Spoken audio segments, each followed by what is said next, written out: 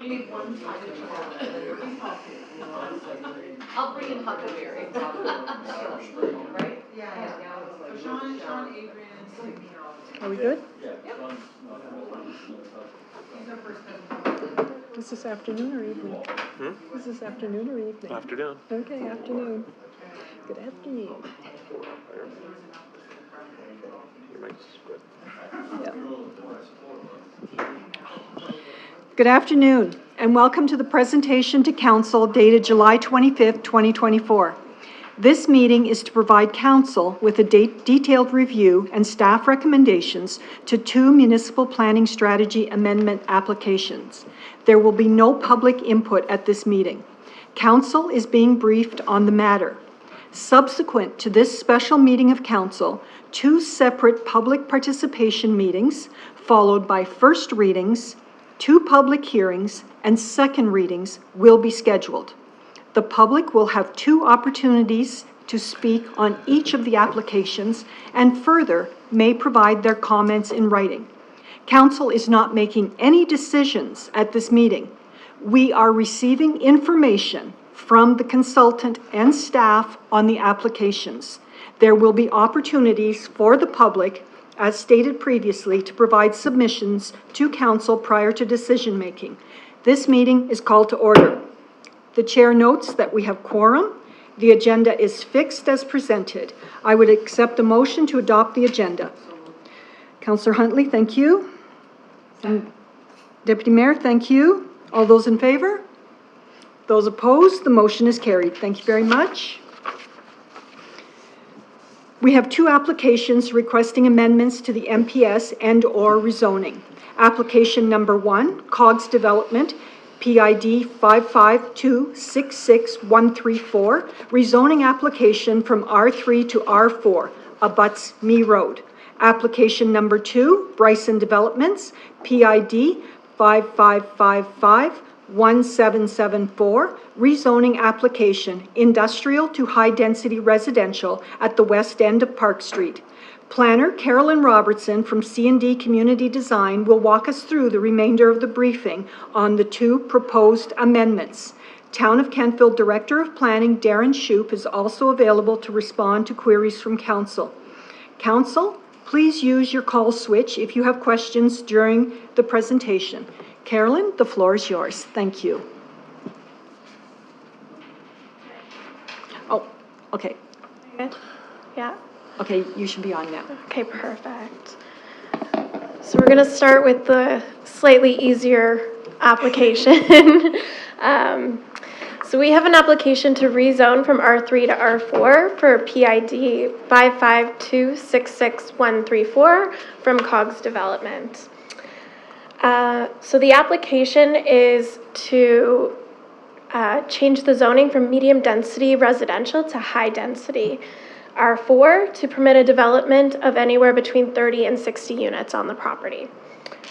The property is of significant size and is located within a medium density area. It's currently zoned R3. The lot itself is positioned well to be considered for infill development, which is a priority of Council. The developer has been considering 2 development strategies, both of which are designed to respond to market demand and feature high-density residential design. Okay. So option 1 is a cluster development. It's considering 30 to 40 tiny homes on the same lot to be offered as rental units to prospective tenants. Each unit would be a detached individual home, but the individual homes would be placed all on a single property. The property itself would not be subdivided. This is known as cluster development within your land use bylaw and requires a site plan approval process. And then option 2, which is the favored option for the applicant, is a L-shaped, approximately 30,000 square foot building with 50 to 60 units with 1 and 2 bedrooms, 3-story walk-up style with a lift and surface parking. The target is the student population that is in the area. By rezoning to R4, the developer would have the option to do either of these proposed strategies. However, this is the preferred option at this time. The requirements of the land use bylaw include 2 accessory buildings as part of this option 2 L-shaped larger building. Amenity space will be required, and this development would also be required to go through site plan approval. Okay, so the municipal planning strategy currently has the property designated as residential, which means it may be considered for rezoning to another residential zoning option. Currently, your municipal planning strategy does not give a lot of guidance on when to use the R3 versus R4 zoning and when to put those in place. There is a statement about potentially using R4 zoning as a buffer between lower density residential and commercial zoning. However, there's no actual policy related to that statement. There are, though, statements where council recognizes the need for multi-unit residential development, and by targeting students, this development would be well placed to achieve council's goals in creating diverse housing. Also, the location places it well to achieve council's goals for infill development. Due to the size of the lot, it meets the requirements to become a high-density R4 zone property. There's significant space to design appropriate transition buffers between the high-density and the lower-density development that would be to the, I don't have a north arrow on this map, but I'm assuming north is up, so to the south. Due to the significant amount of space, we feel that there is enough space that the applicant would be able to meet policy 5.5.4, which requires the on-site amenity space, policy 5.5.6, which requires landscape requirements, as well as policy 5.5.7, which has refuse storage requirements. Because this is an amendment to your land use bylaw, your public participation program policy requires that that your committee of council hold a public participation program. I'm just following what you've done in the past as standard. So what I'm recommending is a sign on the property advertising the proposed change, a newspaper advertisement, a post on the town Facebook, and hopefully council will share that on their social media accounts as well. And then a public meeting at the council advisory committee in which the public may speak or submit a written application, and then also notification to the adjacent property owners based on the standard that you've used in the past.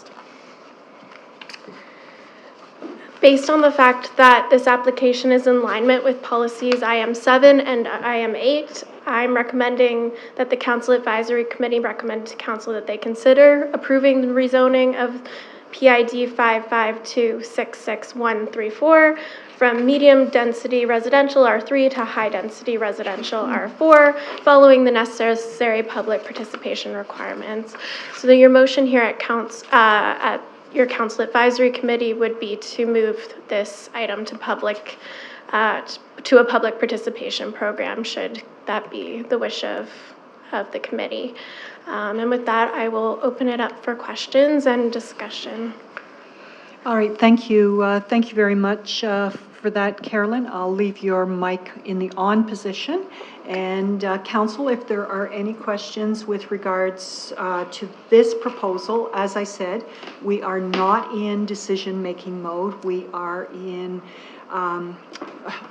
we're in learning mode, if you will. So you have the entire package on this as well as this cut as it's been provided, as well in the detailed package. each one of the regulations which Carolyn has spoke of is specified in there so that you have that opportunity to look at as well. Councillor Gerard. What's our meeting policy? The reason I ask, this meeting's been scheduled for a couple weeks. We've known about it, and we got the package today at 12:30. The package was actually sent out earlier when the CAO was on vacation. However, we didn't leave it at that meeting because there was just too much to do at that meeting. So we've had access to this. You've had access to this for quite a while. Okay. Yeah, over a month, yes. So our meeting policy is typically that when we have a council meeting, that you're typically, we hope to have the package out on Wednesdays. So why did we get an email saying the meeting package is on SharePoint today at 12:30? Because we refreshed everything and put it on with an agenda. There was no agenda with it previous to this. And originally, when this was coming to us, there was no pre-briefing. The expectation was that we were going to read through everything and then be at CAC meeting and actually make a decision on first reading. And that was not where we saw this going because of the depth of the information that's provided. So it was felt that having our consultant here would give us the opportunity to look at the package, get more information, be briefed by her, have a sense of the changes that are occurring, and be able to ask questions as we went along. Okay, thank you. You're quite welcome. Deputy Mayor. Thank you, Mayor.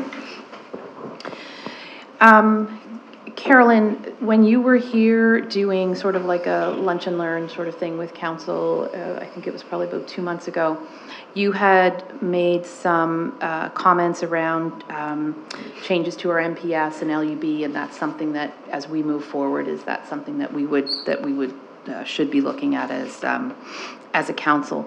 So with respect to PID 552-66134 and going from R3 to R4, you mentioned IM 8 and IM 7. And I know that what your recommendation is from it to go to R3 to R4, but are you looking at this? I'm trying to think of the right words, how to say it. That there should be some changes to our LUB in order for this to go from an R3 to an R4. I'm just keeping that in mind, that you had essentially made that declaration, but perhaps it doesn't pertain to this.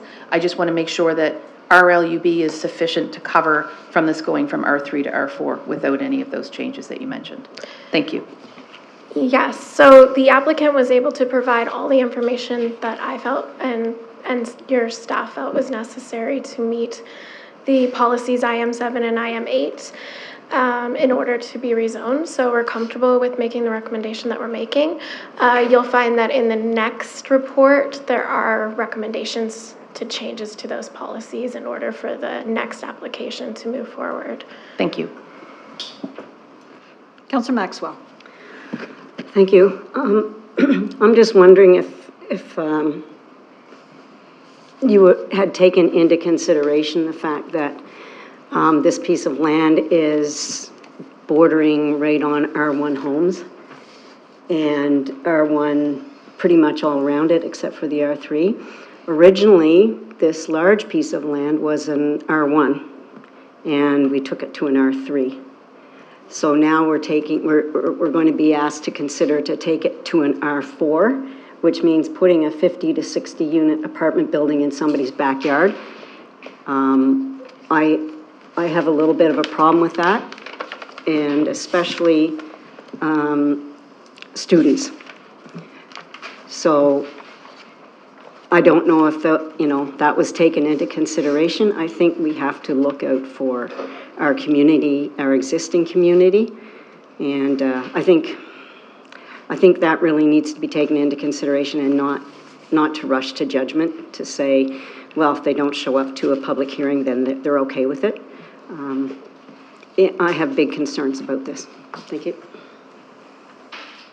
Councillor Zabian. Thank you, Mayor Snow. Just For point of clarification, I looked for these documents yesterday on SharePoint and they weren't there. So I think that the confusion is that they were added to CAC 3 weeks ago and then they were removed from the agenda and they were removed from SharePoint. So I can't speak for the rest of you. I didn't see these until 12:30 today. And the other thing, if you could just clarify for the public, because I have a lot of calls today and last night, that we did give 2 days notice to the public according to the MGA. Because that's important, and I know, and I just want to make sure that the public is clear that we did follow the proper MGA rules on meetings, because I don't like for public to think that we didn't do something properly. Thank you. Thank you very much, Councillor. So this went up on our website. It was actually posted to the website on Monday, July 22nd at 7:22 p.m. So if we look at our Municipal Government Act at paragraph 19, -7, a meeting of council is not illegal or invalid meeting by reasons only of failure to give notice. And we know that that we were looking at this and we are getting, I'm going to say, crunched with time with July, the month of July, and this is an information session only, so there's no decision making happening, and I'm also going to say that we need to be open to the information that we're being provided with and asking questions relevant to the information that we're being provided with, and I'm going to say that we should not be providing our opinion either on this either of these two developments, and remembering that we are in a housing crunch, and there's I guess there's one other thing, and I'm going to say that I don't know. I don't know how I know this, or if it's a secret, and that's, I'm going to say, the hardest part, but NSCC King's Tech is one of the campuses that is going to be getting, it has been funded for student housing. So there is going to be I'll call it a dormitory for lack of better terminology, on the King's Tech site where that old garage is. So you remember there used to be a house, and that house was torn down, and then there's a garage, and then there's their horticultural area. Well, that is the area that's planned, and I'm also going to say is I don't know if that is something that I wasn't supposed to tell you or not, but where I see it in the reason for building this, that this is for student housing, I feel that I have to put that on the table, because as Councillor Maxwell said, do we want a bunch of students living behind R1 housing? Well, the reality is they're going to be living across the street from R1 housing. So I had to put that information out there. So, Deputy Mayor. Thank you, Mayor. Carolyn, just another question. Can you clarify again how many? It's 30 to 60 units, right? Medium to high density, 30 to 60, or is it the preferred would be that? I think that was the smaller homes. It's now how many? 50? 50 to 60. 50 to 60. So it's 50 to 60, and they would be like 1 and 2 bedrooms? Yes, in one large building that would be positioned right up against the main road, in an L shape. Are you able to see No, the I can't. screen? The screens aren't turned on? No, it's not. So these would be 1 and 2, they would be homes, correct? It wouldn't be a building. No, so there's two proposals. There is 30 to 40 tiny homes, which would be individual, and they would be rented, and they'd be a cluster development. Yes. Or like a land lease community, that kind of concept. The second option would be, and I had it on the screen, the second option would be this L-shaped building. You can kind of see there. It'd be positioned right up against the road, and the back of the lot would be left undeveloped. So it's really only bordering on one R1 property. Okay. And as you can tell from the zoning map there, this area is mainly high density. Yeah. Which is why we're making the recommendation that it would be acceptable for it to be R4. And I have another map, but it's on my computer, so I can't put it on here. Okay. That kind of shows the distance to the commercial areas as well as the schools. Which is another reason, which is part of your policy IM Yes. 7 and IM 8, is to look at the distance to services. Yes. And so we felt that based on the target audience of the development, the location of the lot, the size of it, and the fact that it's surrounded by R3 zoning as well, and particularly the preferred option would be up closer to the main road, that would be appropriate in this area. I also want to highlight that I mentioned the landscaping requirement, policy 5.5.6, and that actually requires that there be landscaping fencing between a high-density development and low-density residential, so that it would be completely screened between between the lower density properties and the higher density. Like almost like a bifurcation between the Exactly, yeah. that's part of the landscaping requirements, okay, yes. okay. And so and also the fact that it borders on lower density residential is also why the site plan approval process would kick in. So then all of council's policies related to site plan approval would also be required as part of that development. Okay, that's helpful. Thank you. Okay, yeah. Councillor Maxwell, I see your light on, but Councillor York has not spoken yet, so I will give the mic to her. Councillor York. Thank you. Having this style of housing near a school, which is constantly crying out because the programs can't be populated because there is no housing, I think opens up at least a good conversation about housing. Does this trigger, because the property abuts where the county exists, do we have to, is this one of those opportunities where we consult with the neighboring, okay, and we won't have done that yet because we haven't actually done anything yet, but that is on the horizon.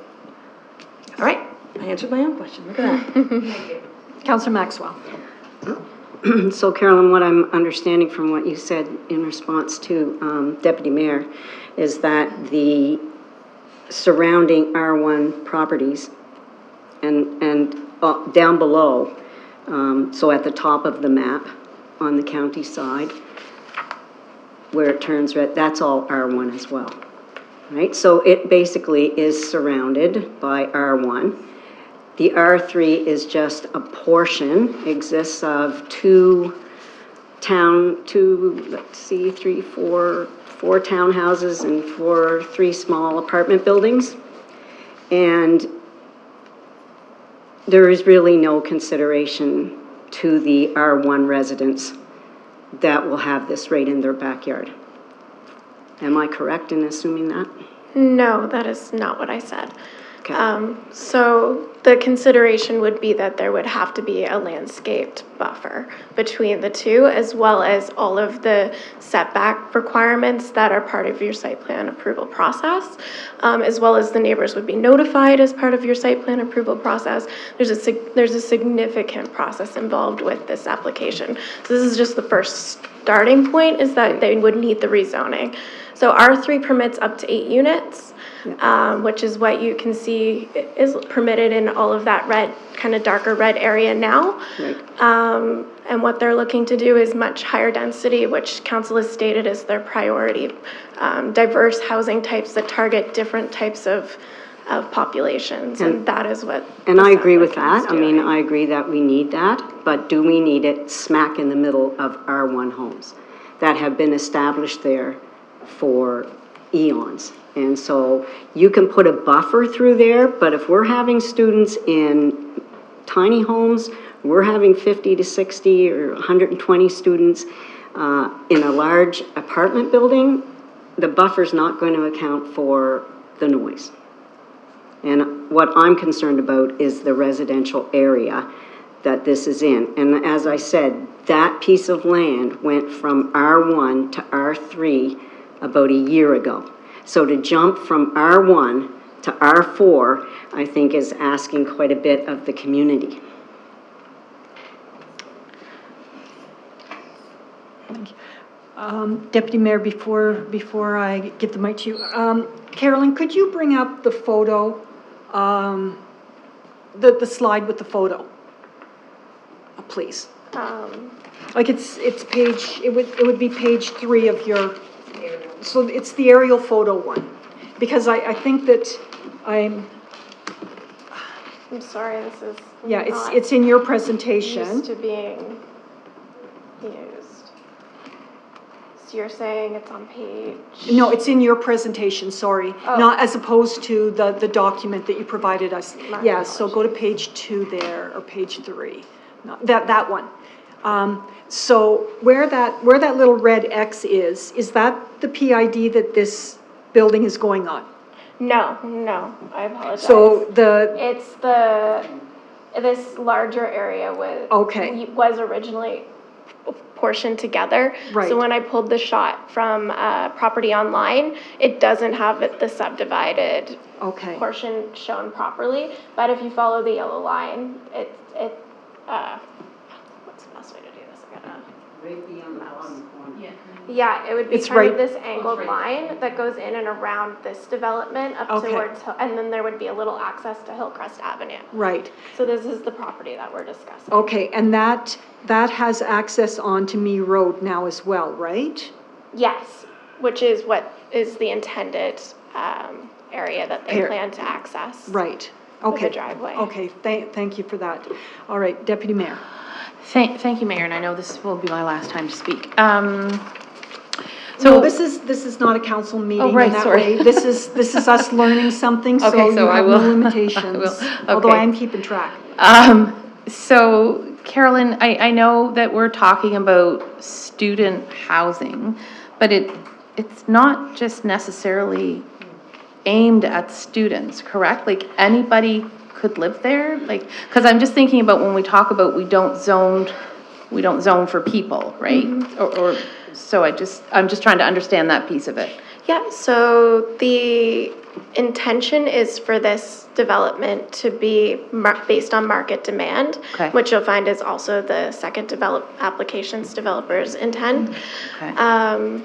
The developer feels that the market demand is currently for students, Okay. and that's their target population. However, they are not permitted to discriminate against the type of people that rent from their housing.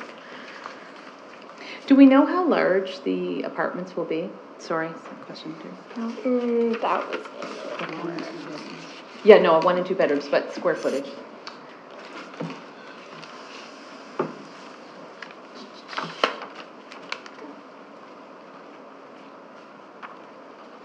No, they did not give us a specific design for the apartments themselves.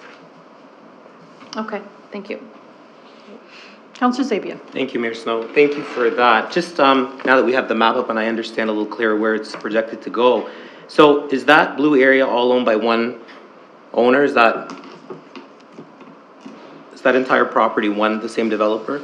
Or they're different? I believe it's been subdivided off because it's owned by different people now. I'm not 100% Okay, so this sure. is just one piece that belongs to one? We're just looking at this section. Okay, so if they use that L-shaped building, is that gonna take most of the land up, or is there still more room for development later on? There could potentially be more room for development in the rear. Okay. Again, it would still have to go through a secondary site plan Okay. approval process if that was the intention. Okay. It's my understanding that the land is not,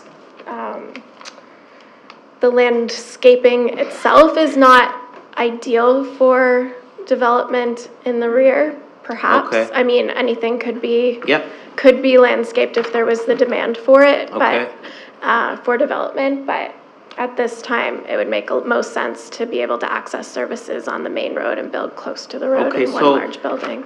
Just one more little question. So down, to make sure I understand this, at the bottom, it's the bottom where the L-shaped or whatever is gonna go, so that little narrow area there, I don't know if, Is this the, okay, so straight dead in the corner then of it, okay, perfect. That's what I wanted to know, thank you. All right, are there any further questions with regards to this presentation?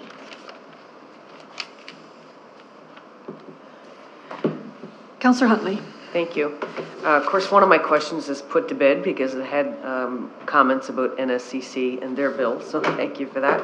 The other question I have is, when you talk about a site plan approval, what comes under the site plan approval, as in, does it have to be a certain amount of feet from the road? I just keep thinking, if it's the R1 and you talk about buffers, is there a measurement that is you have to follow in order to protect a certain amount of land between the new build and the R1s? Yes, so there's the requirement, the setback requirement within the R4 zone. Sorry, I'm just pulling up because there is two different policies that you're going to want to look at. The first is 5.1.12, which is site plan criteria for developments in residential areas. This will require your development officer to look at things like the location of the new structure and locate it so that it is to minimize any adverse impacts on the surrounding neighboring, including but not limited to noise, dust, and lighting. The location of off-street parking and loading facilities are located and designed as to minimize any adverse impacts on the surrounding neighborhood. The location, number, and width of ingress and egress points are designed to prevent traffic congestion, nuisance, and inconvenience in the area and minimize any adverse impacts on the surrounding neighborhood. The type, location, and height of walls, hedges, fences, trees, shrubs, ground cover, or other landscaping elements are designed and built so as to protect and minimize any adverse impacts on the neighboring properties. The existing vegetation, where possible and deemed practical, be retained so as to lessen or reduce any adverse impacts on abutting properties or the surrounding neighborhood. The location of pedestrian walkways and or related infrastructure shall be provided to link public walkways and parking areas to the entrance of the primary building. The type and location of outdoor lighting is designed to light the structure, driveways, and any pedestrian walkways, but shall not be directed onto neighboring properties. The location of facilities for the storage of solid waste provides for a maximum separation for residential development, public areas, and adjacent properties. The location of existing easements shall be identified. The management of storm and surface water is addressed, and associated plans are approved by the town engineer. The type, location, number, and size of signs or sign structures do not negatively alter the appearance of the neighborhood, and the above listed items are maintained in a manner suitable and complementary to the surrounding neighborhood. So that would be the requirements of this development. And then just let me find the R4 zone setbacks for you. So R4 for zone requirements for multi-unit dwelling, 5 or more units. For lot frontage, wait, we actually have that on one of these, so I can show you. Okay, just so you can have an idea of the distance. So there has to be a 20-foot front yard setback. There has to be a 15-foot rear yard setback, and the side yard setbacks must be within 15 feet. And then again, because it's going through site plan approval, the development officer has to agree that those are reasonable and will not have adverse impacts on the neighboring properties. One more question? Sure. Of course, with increased housing in any area, you're going to have increased traffic. Is there, will you need a traffic study for, do we need to put another road, like an entrance? Sorry, it's just questions. You don't want congestion, so, what's the plan, sort of? Mm-hmm. Okay, thank you. So a traffic study has not been completed as of yet. That would be something that would happen as part of the permit process.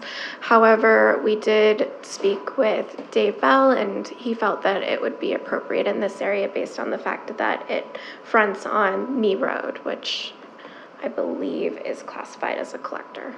Mm-hmm. Thank you.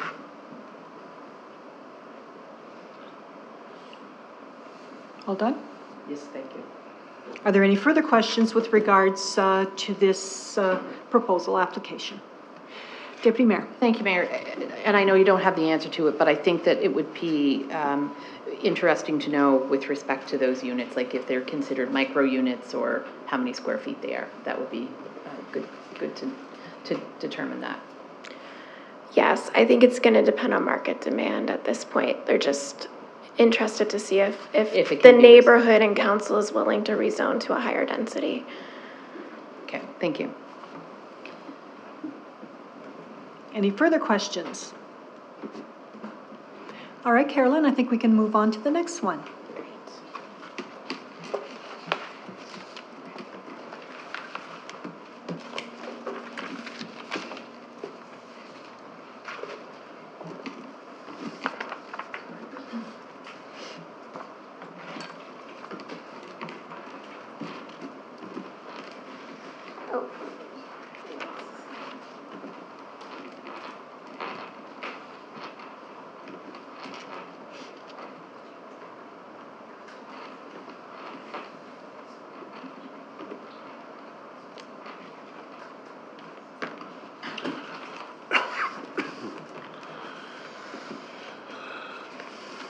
Okay, flipping pages here. Okay, our next application is a proposed residential development with an application to amend the generalized future land use map and land use bylaw to rezone to high-density residential for PID 555-51774. And the applicant is Brighter Communities on behalf of Bryson Development. Oops. Okay, so this is the property here. And counsel, this is a significant report that you've received because there is a lot to consider on this application.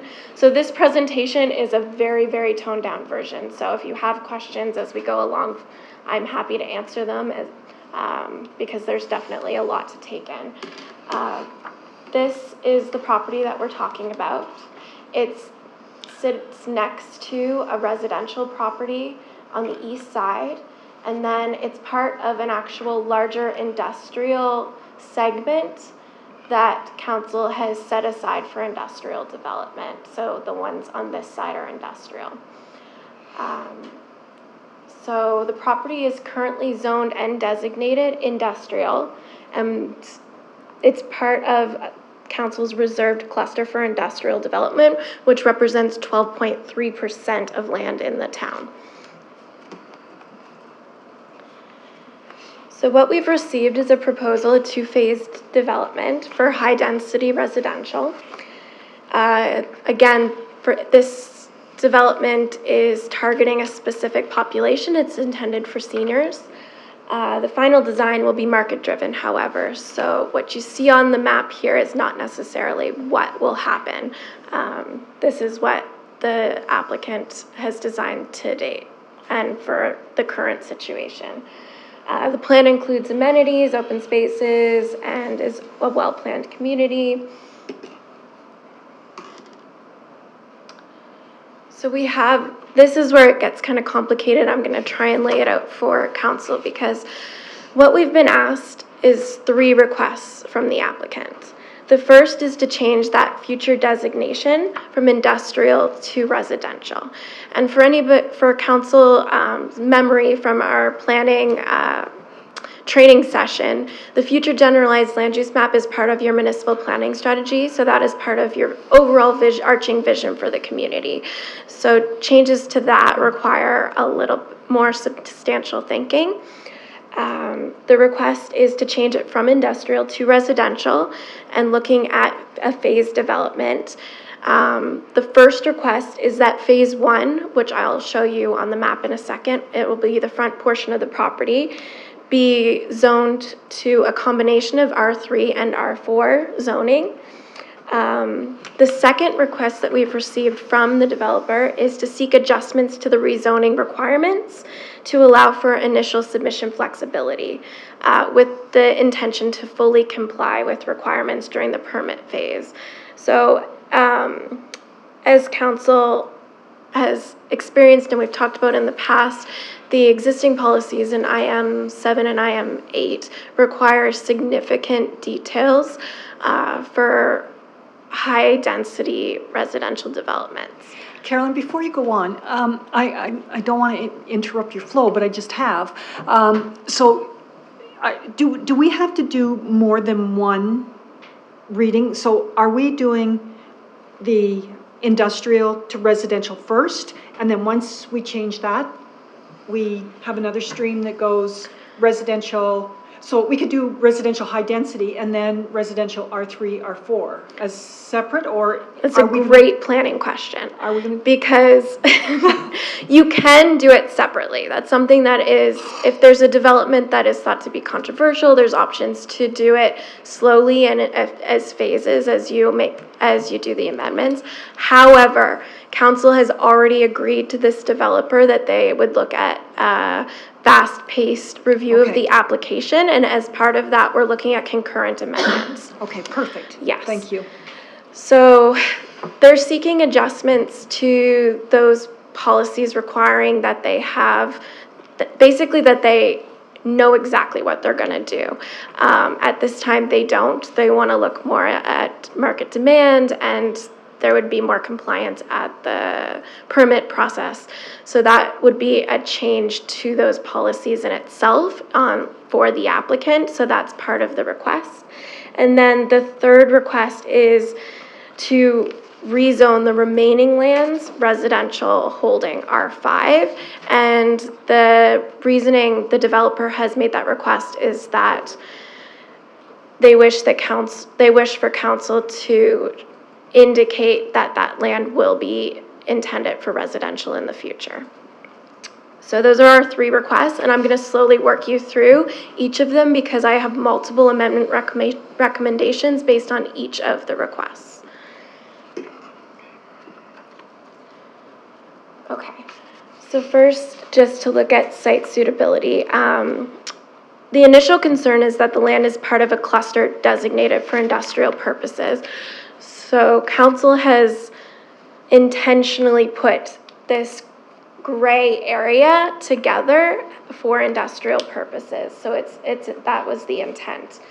However, the land has remained undeveloped.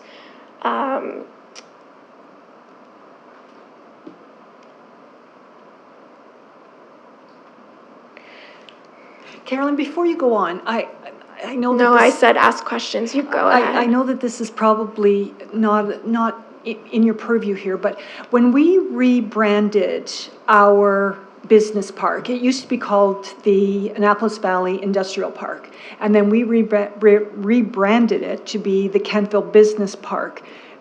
Did we change that zoning from industrial to some kind of mixed retail, or was retail always permitted in industrial?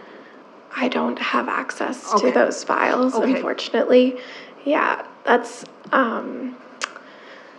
we've had some issues with having access to things as staff turnover and file sharing, so I'm not sure what the previous situation was. Right. And in the future, I would recommend when you do make changes to your municipal planning strategy and land use bylaw that you actually record them on the cover, have your clerk do that as part of your changes to your planning documents. Right. Then I would be able to answer that question. Okay. But at the moment, I'm not sure. Okay. So I'm just going to go right for this. So council's municipal planning strategy, policy IM1, states that it shall be the intention of council to consider amendments to the municipal planning strategy when an adjustment is necessary due to changing circumstances.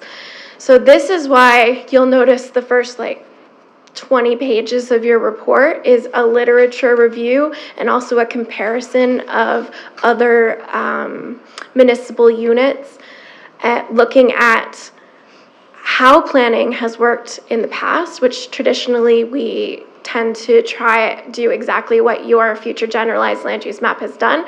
We try to create diverse types of development. You have commercial, you have industrial, you have your housing, you often create some kind of barrier or buffer with parkland.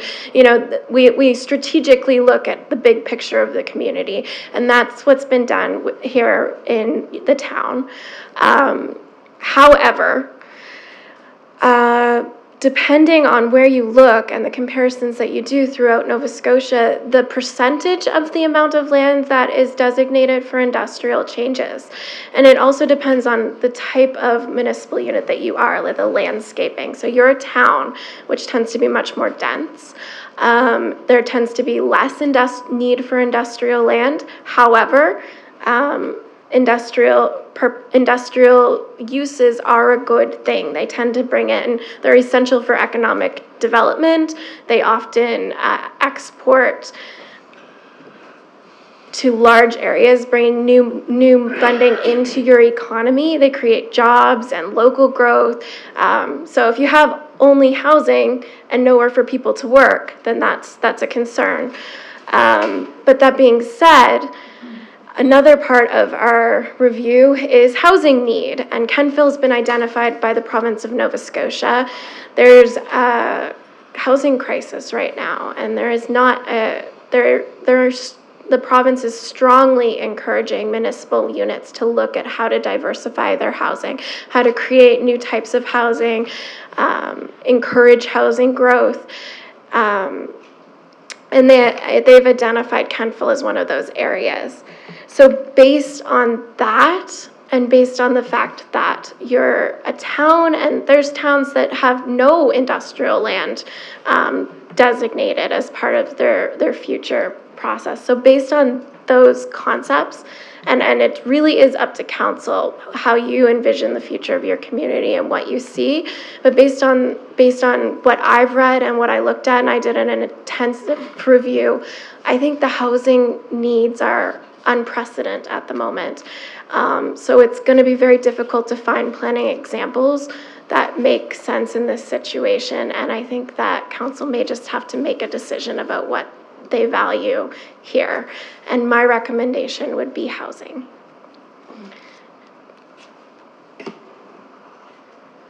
Okay. So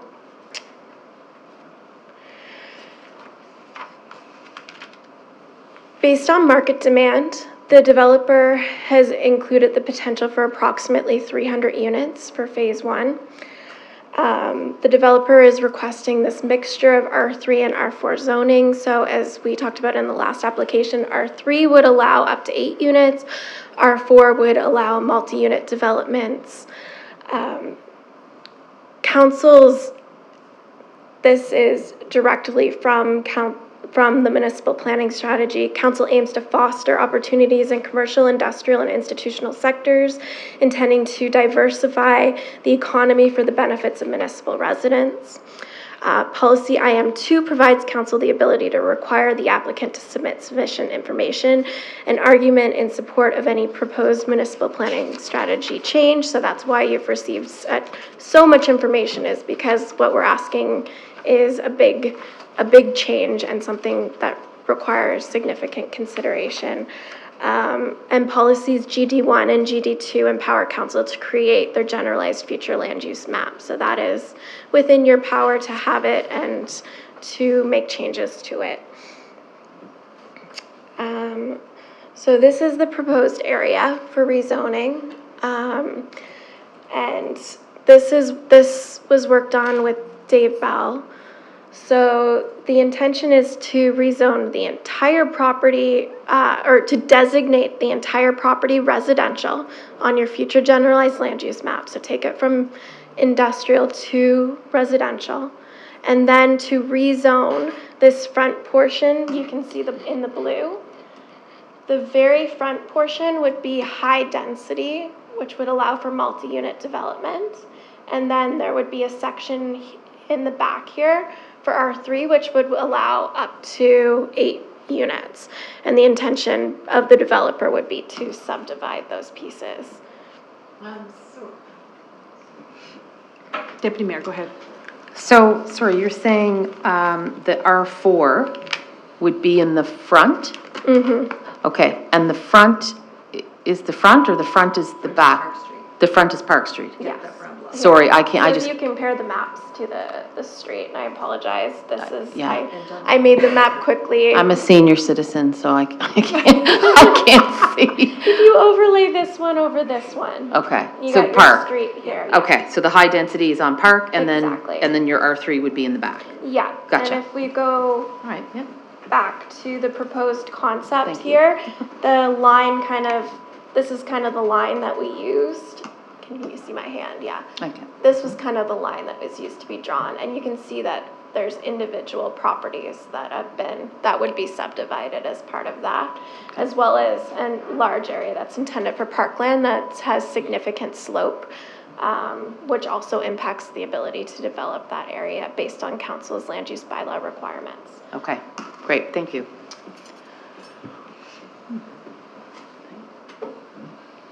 Okay. So based on all of that, and again, there's a lot more information in your report, but my team is recommending that we change the zoning and the future designation from industrial to residential and focus on mixed housing development, so a variety of housing types, so that R3 and the R4 zoning would align with that. And then rezone the area marked on phase 1 on the map to a mixture of R3, R4, which is those two overlaying maps that I just showed you. Okay. The second request was to make adjustments to the rezoning requirements to allow for initial submission flexibility, which is what the deputy mayor was referring to with the last application. So policies IM7 and IM8 require detailed applications for land use bylaw amendments. But council is unable to hold the developer accountable. So those that's a requirement of the application. However, once it's rezoned, the developer can come in and apply to do whatever fits within the land use bylaw. They don't actually have to do what they showed council. So that's something that's really important to note.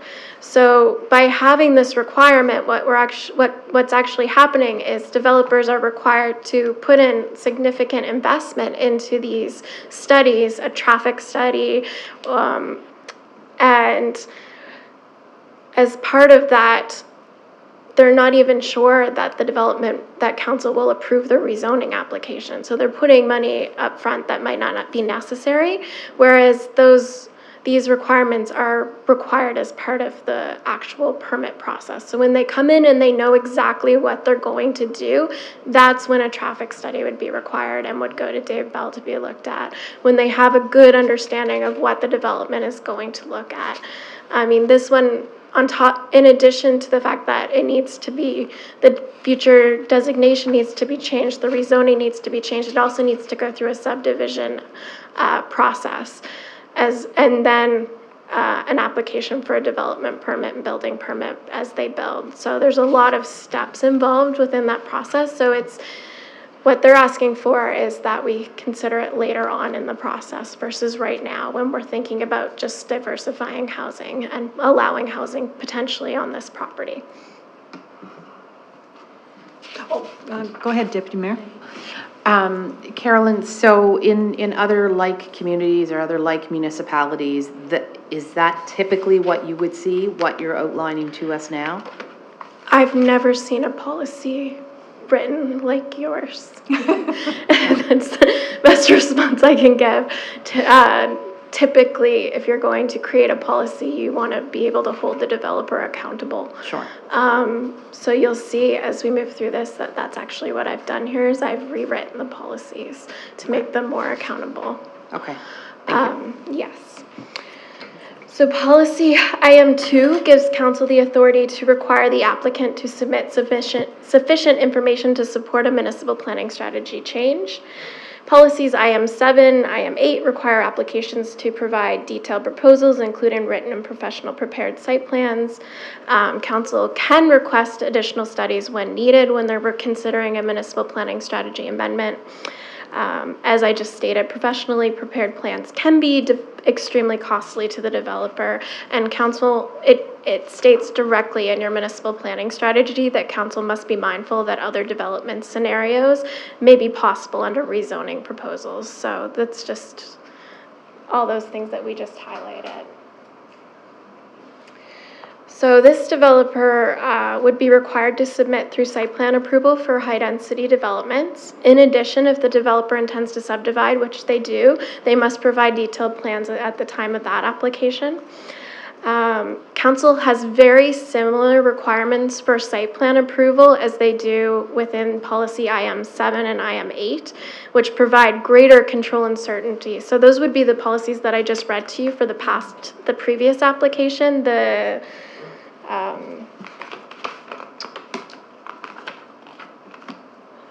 5.1.12, your site plan approval requirements that I went through in detail. The developer will be required to adhere to those when it comes time to actually submit a development permit. So what I'm recommending. And I will say to council, the developer's been very understanding with me because as I've been going through this process and they've requested significant changes, I've been thinking bigger picture with the understanding that council intends to move forward with potentially doing a secondary housing strategy in the future. But I wanted to set you up with policies that make sense, that can be revised later on. So some of these recommendations, they all benefit the developer and provide options, but I've created recommendations based on the idea that there's a housing need and that council would like to consider housing within the community, which was my understanding as I've been your temporary contract planner. So my first recommendation is to add more specific language to policy IM2 to allow council to request any necessary studies to make an informed decision about a municipal planning strategy amendment. This is intended to replace the less enforceable language in IM7 and IM8 for the land use bylaw amendments. My second recommendation is to streamline policies IM7 and IM8 to facilitate rezoning applications and rely on alignment to developments with the municipal planning strategy vision. So the idea is that when an applicant comes in and applies for rezoning, they would be required to show that the rezoning fits within council's overall arching vision and the policies within your municipal planning strategy. My third recommendation is to strengthen the existing policies GD30 and GD5 to allow for the approval of large-scale housing developments on a single lot, either through site plan approval or development agreement at the developer's discretion or across multiple lots through a development agreement. This is just, as we talked about, site plan approval and development agreements provide council with significantly more control than just a rezoning. So this is giving more control when considering residential development. And then my fourth recommendation is to introduce a policy that permits a balance of local commercial uses based on market demand in high-density residential developments. Because basically you're putting in a lot of new housing and there's going to be need for, a convenience store to go buy your milk or a barber shop to get your hair cut. Those kind of things would be nice to have within the community itself. Okay, so we've gotten through the major part. Oh, go ahead, Deputy Mayor. Thank you, Mayor, and thank you, Carol. I need you to go back one slide, please. Number 3, where it says allow for approval large scale site plan. So either site plan approval or development agreement at the developer's discretion, Yes. or across multiple lots through a development through a DA. So when you say at the developer's discretion, and I'm just trying to understand this, so that it would be at the developer's discretion whether or not it was site plan approval or a DA, or that would be at the discretion of the planner? It would be at the discretion of the developer. Yeah. Whether or not a site plan approval applies or a DA? Based on this situation, to allow when we're looking at large-scale housing developments on a single lot through site plan approval or development agreement at the developer's discretion. So when you're looking at a single lot, it can be between site plan approval or the development agreement, or across multiple lots through development agreement. So if there's a whole bunch of lots that a developer would like to do a development on, sometimes it's easier than doing one single site plan on one lot to come in and do a development agreement for multiple lots. So leaving that open to discretion of the developer. So what I'm struggling with there to understand, and perhaps it's just me, why wouldn't that be a call that the planner would make as opposed to the developer? And somebody else can chime in. I need to understand that. Honestly, for a single lot, I would be comfortable based on your policies for site plan approval. They're pretty in-depth, allowing a site plan approval to happen. In the situation where it would be a development agreement, that would be just if the developer felt that they wanted to alter something or do something slightly different, and they wanted council to consider that. Okay. And if that was the case, then it could be brought forward.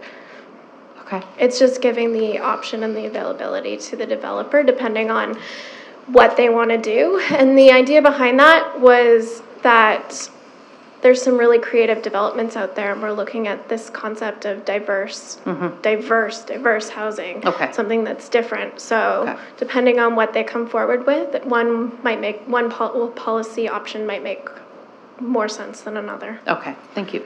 Yes. Carolyn, before we go on from that thread,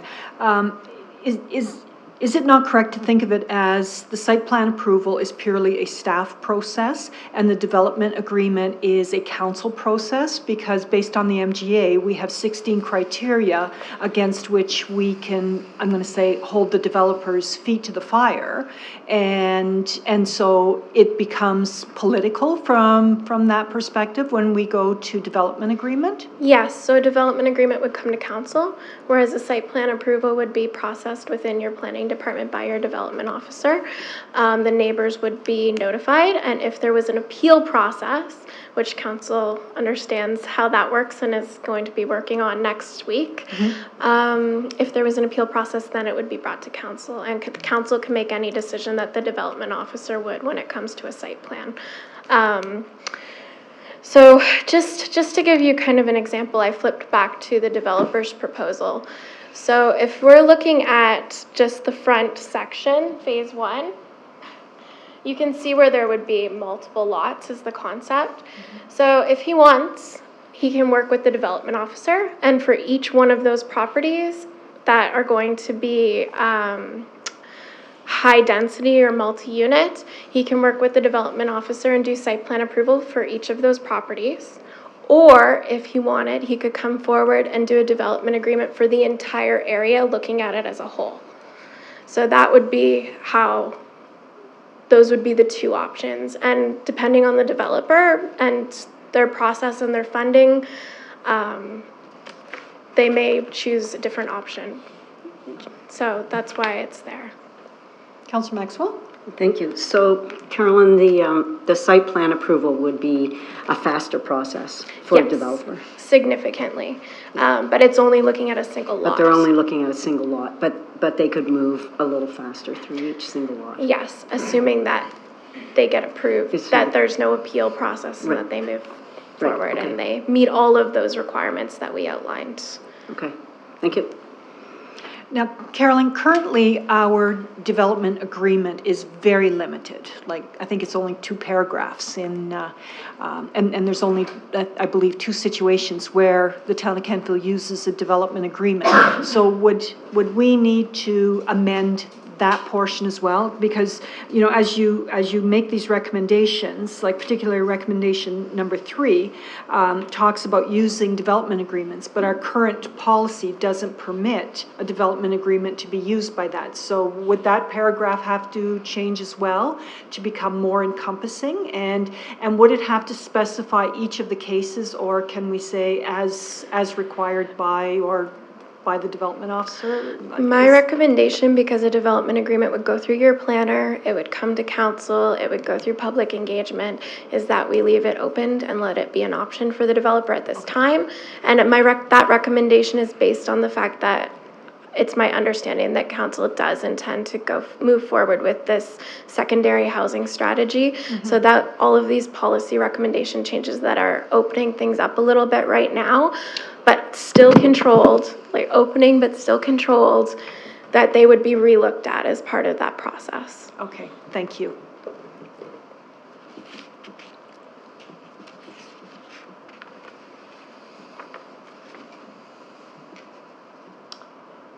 Okay.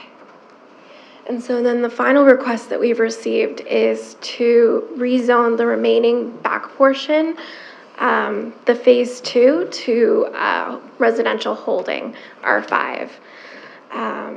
And so R5 is intended for holding large tracts of land for future residential use. So the developer's making this request with the intention that ideally council would say, yes, that land in the future will be used for residential purposes. And it will also give time for council to consider a secondary housing strategy and putting in further regulations. Carolyn, correct me if I'm wrong, but R5 means nothing, right? Like I mean, R1 I understand is single house, R2 is a duplex, R3 is up to 8 units, R4 is multi, but R5 is just a future, we're gonna use it for residential, but we don't know what kind of unit or what kind of housing we're going to put on there, just we know that it's gonna be residential. Is that correct or Yes, typically holding zones are intended for areas that are large tracts of land that are unserviced. That's generally how our residential holding zone works. Within your land use bylaw under section 5.6, large lot residential, single unit detached dwellings are permitted. So that would be the only thing that would be allowed Okay, there. so by a right, the developer could put an R1 on there. However, if he wanted to do anything else, or if they wanted to do anything else, they would have to come back to council to have that rezoned. Is that correct? Yes, I am going to say homes for special group homes or small option homes are also allowed, and animal kennels. Okay. But yes, All right, besides those, yes. Deputy Mayor. Thank you, Mayor. So then, Carolyn, why wouldn't the request then be to rezone it R4? And then the developer would have that much more flexibility, and then per se, if he or she wanted to go back to R3 or whatever, they could. But I'm to the mayor's point around the R5, it doesn't give as much flexibility, whereas R4 would give more flexibility. Yes, I'm sure the developer would be open to other conversations of residential zoning for that back portion. The reason that the original request was holding was because the thought was it would be more palatable for council and the community based on the fact that there is intention to put in further residential regulations when it and vision around residential development. The PID goes right up to the highway, does it not? There's a back portion. That's what I meant to say, Yeah. the Hills Connector. And there is Where is sort of a bifurcation I don't know if I between, have the right map. Oh, yeah, the Donald Hills You're right. connectors. I'm pointing with my pen, not the mouse again. Yeah. here. and there is like a separation between that PID and what would be categorized as McDougal Heights right now, right? Yeah, okay. Okay, thanks.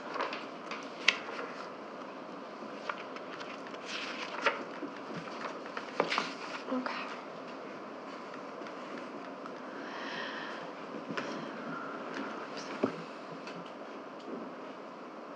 Okay, yep, so we've covered pretty much all of this. So my recommendation would be to rezone the remaining portion of the PID to high-density residential R5, and then also to add a policy allowing the consideration of extensive development in the R5 zone through development agreement. So that would open that piece up for the option of coming in through a development agreement to council later on, as if it was rezoned R5. And this one requires extensive public participation as well, and I'm making the same recommendations as the last one based on precedent. So sign on the property, newspaper advertisement, posting to social media. Technically this is an advisory committee to council. So the public participation program would be held at the advisory committee level, and then from there, a recommendation based on the information received from the public during that process, a recommendation would be made to council for first reading. And the adjacent property owners would be notified. So this is just to highlight my recommendations. There's 8 of them. They're quite extensive, and if you look in your report, so what I've done is if I'm taking something out, it's red and slashed, and if I'm adding something in, it's green and underlined. And if there's any questions or discussion, I'm gonna open it up to council for that now, because I understand that it was a very large report for you to take in. Councillor Maxwell. Thank you. Just to go back a little bit, that whole parcel there, there's quite a buffer between the outer edge of that and any other residential development on either side, is there not? It's not close to any other residential, is it? Like not in the backyard? There's residential to the east, but there's a significant, I'm pointing with my pen, there's a significant slope and watershed area there, so Right. that would impact So there's quite a bit development of space in Yes. between. Yeah, that's what I thought. On both sides. Yes. Yeah, thank you. Deputy Mayor. Thank you, Mayor. And we have the capacity in terms of like water, sewer as well. At this point, with what Dave Bell has seen, he is comfortable with what we are recommending. Okay. Again, it'll have to go through all these processes Yeah, for sure. as the development permits come in for each portion of the development. Okay. Good. Are there any other questions for Carolyn? And Councillor Gerard. Thank you, Worship. Carolyn, I'm just wondering, I went through the report. Is there a hydrologic study? And maybe I'm not saying that correct. I was going through and you see the contours that go from 100 feet down to 10 feet. That's a big hill and that's gonna hold a lot of water. Is it necessary, or should it be necessary to have a hydrologic report to know? Because I know we've heard in the past, Environment Canada tells us what to do. Well, if nobody knows how much water's on the hill or can be held on the hill or won't be held on the hill if the vegetation's all gone, how do we know what we need stormwater-wise? So a certified engineer stormwater management plan would be a requirement as part of a permit application process. They also have to adhere to council's steep slope policy. So I wish I had the policy referenced, and I know it is in the report. I'm sure I can find it here for you, but basically it makes areas of very steep slope. Steep slopes greater than 25% overlay.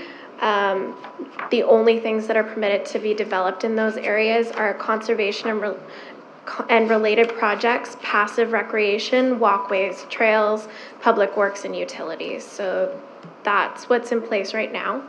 It is within council's right, when there's a municipal planning strategy amendment request, to request studies that they feel aren't necessary. So that is up to council if they felt that that would be something that they would need to consider this application to amend the municipal planning strategy. Thank you. Are there any further questions? And I'll just highlight to council that our new director of planning is here. So if you wanted to ask him any questions, he has seen the report. He has had time to chat with Carolyn, and I'll put that out there for you. Councillor Zabian. Thank you, Mayor Snow. Thanks for your that was great. You explained very easily and easy to understand. I don't have any questions about that.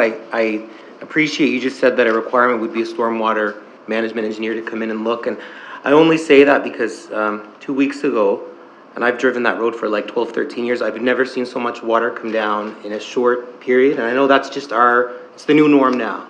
So a little concerning because we did lose some of the road on Park Street there, just kind of the overside. So that would be an important piece. My other question though is, and I know Kenpo's never really been a big fan of development agreements. I know it's more work for council and I know it's a longer process, but do you find most units do development agreements with especially large scale?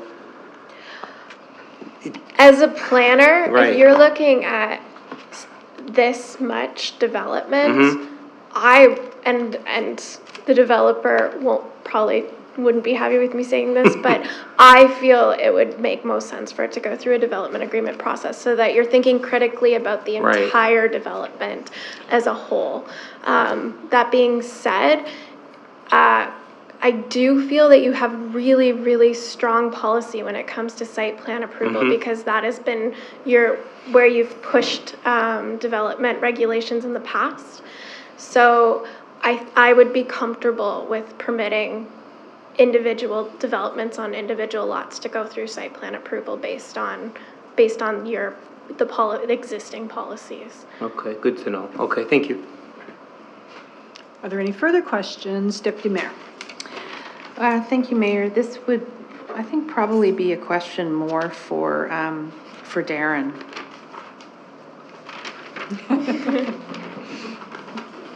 We couldn't let you get away with not getting up to that podium. Hi, Darren. Thanks. So, like, there's been some discussion tonight around, like, secondary planning strategy and those sorts of things. So I'd just kind of like to get a little bit of your take on what that looks like to you for Kemple and how it sort of combines with what we're looking at tonight. Certainly, through the chair. Tip this up a little bit. So, granted, my third week, Yes. so I've had a Yes, chance of course. to get some sense of the current planning documents, a little bit of the sense of this application, the previous application, some others that are going through right now. I would tend to agree with Caroline. Some of the policies in our MPS could certainly, and what's being suggested today, I think helps facilitate development going forward. Particularly in the West End, there's those large tracts of land that seem to me ripe for development in the future, and how we lay that out now, I think, is important to how we'll go forward with having well-designed community basically in that area of town. So I think, again, early look at these things, but I think that's everything we've heard today is reasonable and from my point of view, and some good suggestions in there, which of course the community will now have a chance to discuss amongst themselves and bring back through different public processes here, so we can hear from them as well. There's a lot of material that's in these reports, so there's a lot to dig into for everyone, and they'll be given their due time to process all that as well. So with the secondary planning strategy, you would envision perhaps, keeping in mind it's been week 3, that you would envision perhaps that there will be more changes or more proposed changes to come with our MPS and our LUB. I'm trying to get my head around a secondary planning strategy and what that actually means, looks like. Again, the ones I'm familiar with, you have a defined area. Okay. And you're looking at developing new policies for that area in particular. There's just germane to that area. That's correct. There could be others more general that could apply across town. Okay. But for secondary planning strategy, typically you're defining an area and the policies that we'd be looking at for that particular area. Okay. Whether it's the West End or whichever end we decided to be. So. That's great. Thank you. Councillor Huntley. Thank you. I guess just one question right now, because I know I'll have a lot more later. Where it says under proposal, it says designed and targeted to seniors. I am wondering, is there any affordable housing thought to any of the bills? Pass the mic back. Thank you. The developer would absolutely be eligible to go through some of the affordable housing programs within the province, but that would be at his own discretion. Thank you. Are there any further questions for Carolyn? All right, well, Council, you have these two huge reports. I know that given the information that you've been provided with, there's probably 16 more questions that you have that you don't know you have until you get into the car and realize that you should have asked something. So I will say that if you can put those on email and CC all of council to the CAO, and then they will be sent and answered so that that we can all have that. The other thing as well that you should realize is that we have not scheduled the public participation, and so you will know when that is going to be scheduled. The expectation is at public participation is that you would be there. It will be an opportunity for the developers, and they will be two separate ones. But I'll still say it will be an opportunity for the developers to show what their intent is to do, and then for our staff to talk about how it fits into the town plans, and it will be your opportunity to be there in a listening mode. And then from there, we go to first reading. If we approve first reading, it goes to a public hearing. And you will recall that that is when people get to come and talk to us and say yay, nay. The developer, again, will be here for that. And so that's our give and take. And again, if you have to be here to be able to vote on that when we go to second hearing or second reading. And the other thing as well is that I will remind you that both of these proposals coming forward are with regards to housing. Deputy Mayor. Thank you, Mayor. So everybody knows around this horseshoe, obviously we have an election coming up, October, I forget, 16th, 18th, 19th, right, 19th. And we're not meeting in August. So with the intent for this process to commence in September, then we're into October, then we're into presumably in a different composition of council. CAO, did you want? Or I can respond. I can respond. Sure, to that. Either or, it's fine.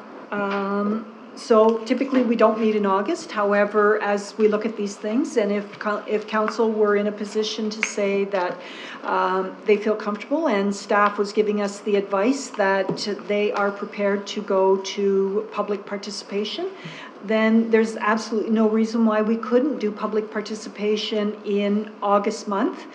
And that would mean that September CAC would be first reading. And it would be approved September, and then we would have public hearing ahead of CAC October. And we would still have another council meeting end of October. That would be the handover. But there's still, old business is still conducted by the sitting council, and the new council gets new business, if you recall how we've typically handed over council. Yes, thank you, thanks. That's tight. I'm spitballing that. I know, yeah. Yeah, it's tight. That's tight. Yep. So I'm just sort of, I just want to, I'm just making that comment, and yeah. Progress never sleeps. See you. Oh, yes, right, of course. So What was that? Progress never sleeps? Okay. we have started down this process, I believe, in December. I think interim CAO Yes. Putna would have been here for the first meeting. This council's been aware of a lot of the discussions, including a lunch and learn. August is a month where we don't normally meet. This is an important piece of business, Sure. and Yeah. I would like to see if council's willing us move this forward while respectful of timelines in as expedient a manner as we can. Thank you, CAO. Councillor York. Thank you.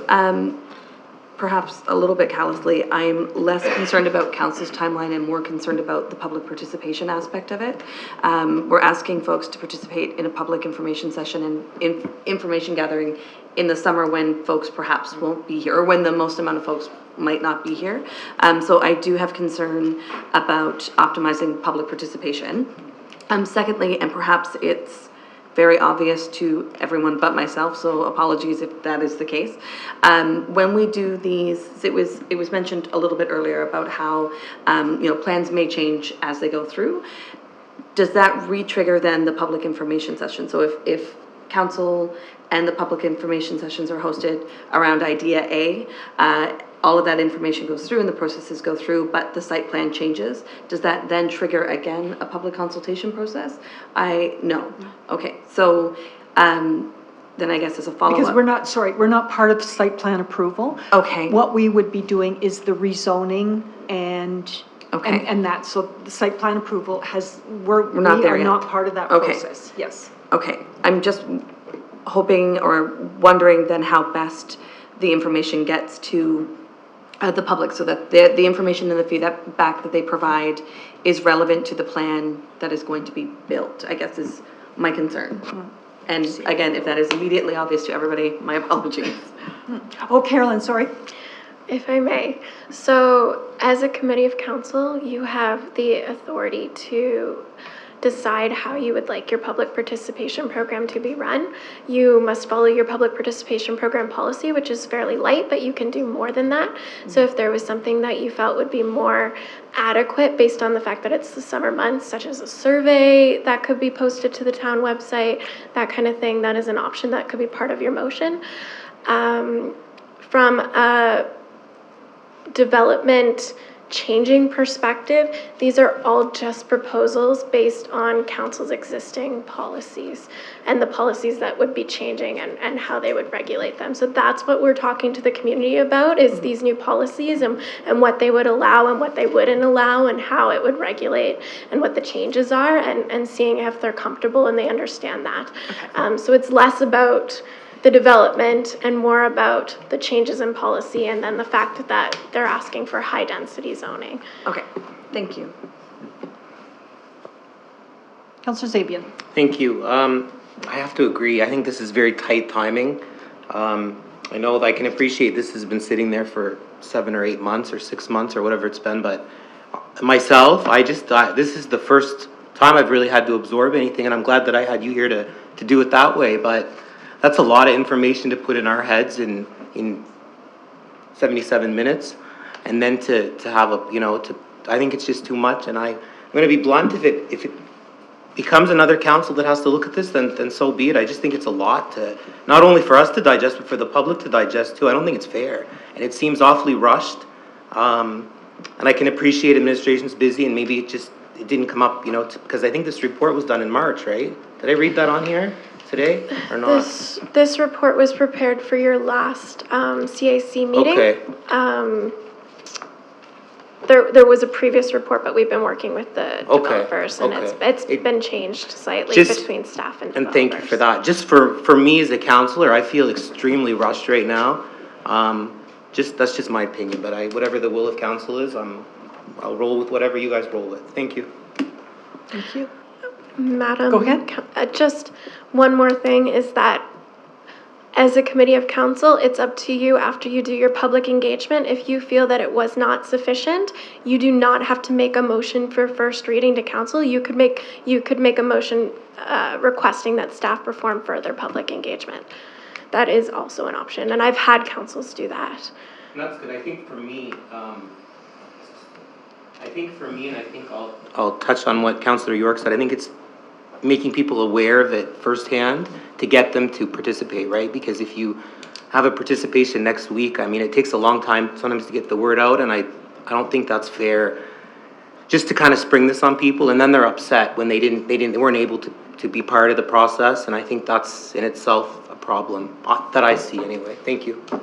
Thank you. All right, are there any further questions for Carolyn on the reports, not the process? CAO, did you have anything you want to add? I would I would ask Carolyn if there were a requirement tonight to set a time for a public hearing, or There's a requirement that council make a motion if council committee, if the committee feels that they're prepared to move to public participation, there's a requirement to make that motion two motions, one for each application, to move it to public engagement.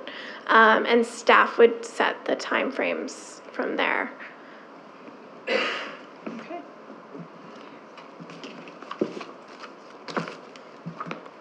If there is a desire to do an August meeting, then just, that would be included in your motion. I think it would be directing staff. yes. Yes. Okay. So give me a minute here.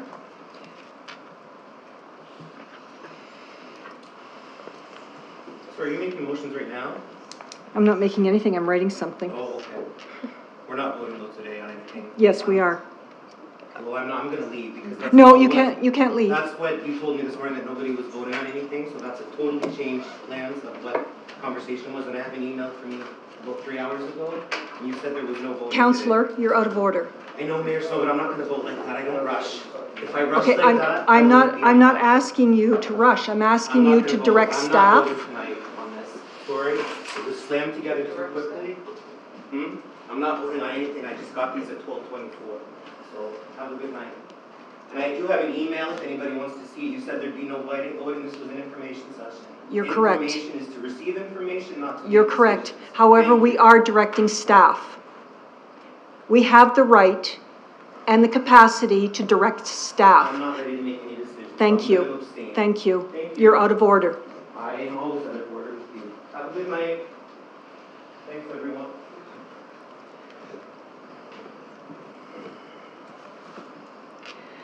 The motion is that council directs staff to determine suitability of a public participation meeting.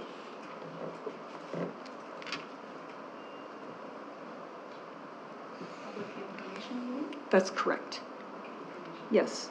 No, public participation meeting. We're directing staff to determine suitability of conducting a public participation meeting. For each application. There's no dates assigned to this, staff will determine. And council, as you've already been told, you have the opportunity to come back to the CAO with any questions that you may have with regards to these reports, and staff will determine whether or not we move forward with the information that we have. Is Councillor Maxwell? Yeah, I just think that if this council is going to make a decision, that the sooner we get it to public, the better. That the longer we delay getting this out to public, the worse it is for people to plan to attend a public participation meeting. So, That information? I would agree. I guess, I don't know whether that's the question, but, Is there a number? There's nothing yet.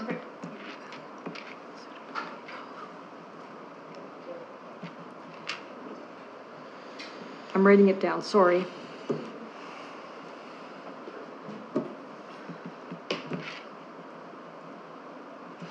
Okay, the motion is that, what? Oh, sorry, Darren? Director Shori. Sorry if I may. Yeah. Just to point out, there's two separate applications here. One has less policy considerations than the other, so council may want to consider how, and then staff would consider that, how we would sequence those. Okay. Yeah. Good idea. All right. So that would change it so that council directs staff to determine the suitability of holding public participation meetings for each application. Does that provide you with the necessary, I'll say, no? So in each of the reports, there was a recommended public participation program. So I would need a motion directing staff to begin preparing the public participation program as outlined in the planner's report, ideally. Okay.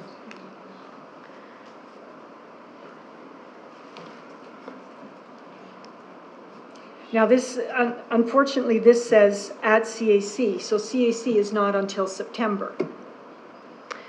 Yes, so this, the public participation program must be held at CAC. Okay. So the date would be,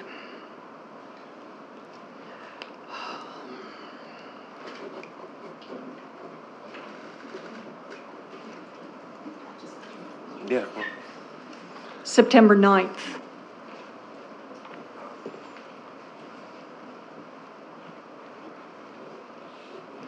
And it has to be advertised for 14 days.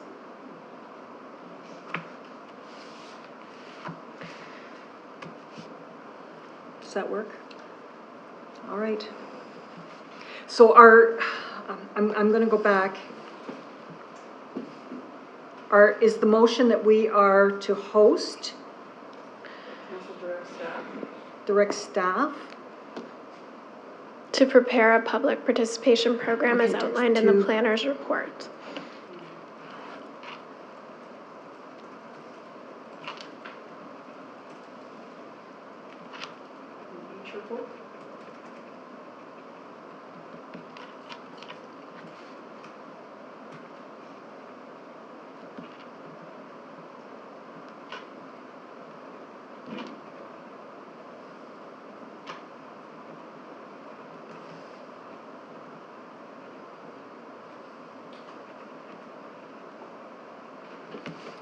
Okay. Council directs staff to prepare a public participation program based on the planning report for each applicant. Yes, and I would vote individually. Those are two separate motions. As required by the Municipal Government Act. So we have to do each applicant separately? Is that what you're saying? Yes, your motion should be you should make two separate motions. Okay. To move each application to public participation program, if that is the desire of the committee.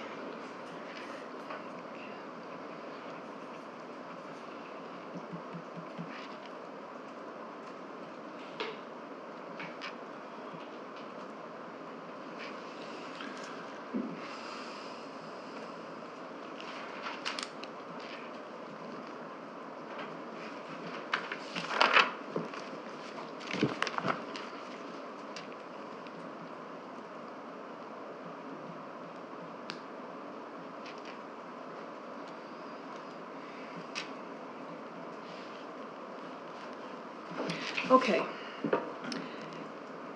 The council directs staff to prepare a public participation meeting based on the planning report for PID 55266134 rezoning application. I will move that. That's the COGS. Correct, yep, so moved, yeah. Okay. Deputy Mayor, do I have a seconder? Councillor Huntley, thank you. So it has been moved and seconded that council directs staff to prepare a public participation meeting based on the planning report for PID 55266134 rezoning application. Is there any further discussion on this matter? Ready for the question? The question is that council directs staff to prepare a public participation meeting based on the planning report for PID 55266134 rezoning application. Okay, no, I wasn't either. Okay, Councillor Gerard? No. Councillor Huntley? Yes.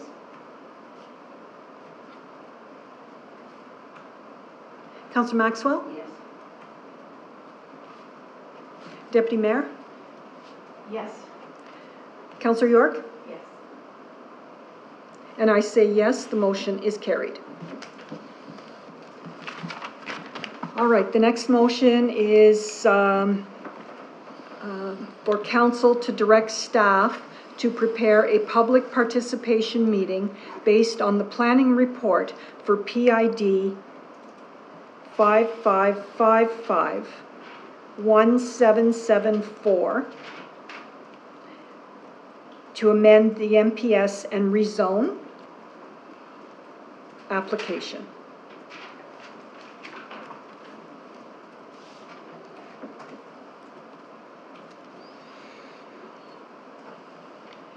Do we have a mover for that? Councillor Huntley, thank you. And second? Councillor Maxwell, thank you. It has been moved and seconded that council directs staff to prepare a public participation meeting based on the planning report for PID 5555-1774 for application to amend MPS and rezoning. Is there any further discussion? Deputy Mayor. Thank you, Mayor. So Carolyn, I think you had said that as a result of this meeting, that this public participation meeting is imminent, and a motion has to come from this meeting to do that.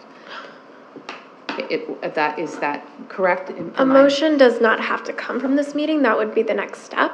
Other motions could be to direct staff to collect further information if council felt that they did not have all of the information that they require to make that decision. Okay. Yeah, I think that is where I'm at with this one. The first one was seems a little bit, certainly to Carolyn's point, a little bit more straightforward than this one. And I feel like I need more information. I need to spend more time with it. I mean, certainly having a public participation meeting makes sense and in order. I just feel if, let's just say the public participation meeting was maybe the second week in August, I don't know that I would be prepared enough. I don't know that I would be prepared enough for that meeting. They're tied to CAC, according to the report, so it's not till September. Yeah. Okay, I'm struggling with this. All right. Is there any further discussion on this matter? Are you ready for the question? The question is for council to direct staff to prepare a public participation meeting based on the planning report for PID 5555-1774. Application to amend MPS and rezoning. Craig, how say you? No. Councillor Huntley? Yes. Councillor Maxwell? Yes. Deputy Mayor?